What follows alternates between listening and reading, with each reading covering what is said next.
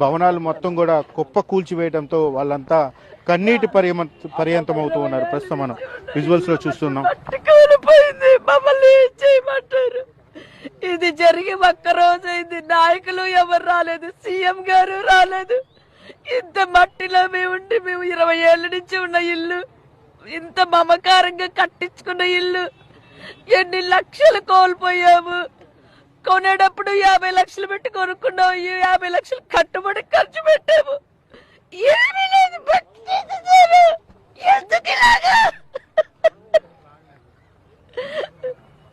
మాదన్ని పక్కాగా రిజిస్ట్రేషన్ అయి ఉన్నాయి. ఇంత న్యాయంగా ఉన్నా కూడాను ఇంత దారుణంగా జరిగిందేంటి? ఇంత అన్యాయం జరిగిందేంటి?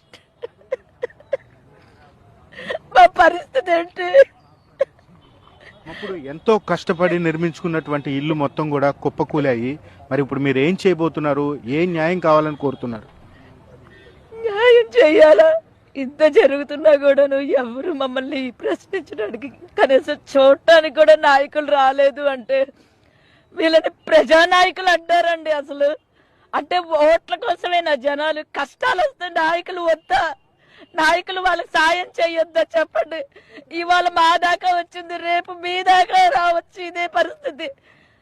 ఇలాంటి వాళ్ళు భూమకాసురులు ఇంకా చాలా మంది ఉన్నారు. మమ్మల్ని ఇంత బలి చేసిన వాళ్ళు వాళ్ళకి మీరు నిర్ణయించండి. ఈ కూల్చివేతల వెనక అసలు ఎవరున్నారు? అసలు ఎందుకు జరిగాయి ఈ కూల్చివేతలు? అసలు కారణాలు ఏంటి? అసలు లక్ష్మీరామ కోఆపరేటివ్ సొసైటీ అనేది ఒక ఫేక్ సొసైటీ అనేది. ఆ ఫేక్ సొసైటీ ద్వారా దొంగ డాక్యుమెంట్లు క్రియేట్ చేసి, దొంగ నకిలీ డాక్యుమెంట్లను క్రియేట్ చేసి మేము స్వార్జితంగా కొనుక్కున్న స్థలాలు ఇవన్నీ కూడాను. నిజంగా వాళ్ళు ఒరిజినల్లో అయితే గనక మేము కొనకముందే వాళ్ళు బోర్డు పెట్టి రిజిస్టర్ ఆఫీస్లో ఒక లెటర్ ఇచ్చి రిజిస్ట్రేషన్లన్నీ ఆపేసేవాళ్ళు.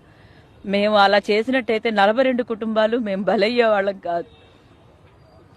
మేము అడిగేది కూడా ఒకటేనండి, ఇంత విధ్వంసం జరుగుతున్నా మేము మా డాక్యుమెంట్లతో మేము సిద్ధంగా ఉన్నాము, మీ కాగితాలు చూపించండి అంటే మేము ఎన్ని ఆఫీసుల చుట్టూ తిరిగినా కూడాను ఎవ్వరు కూడాను మాకు రిప్లై ఇవ్వలేదు. అంతేకాదండి, మమ్మల్ని ఎక్కడికి వెళ్తే అక్కడికి సూటిపోటి మాటలతో లాయర్లు హత్య చేశారు, పోలీసులు హత్య చేశారు.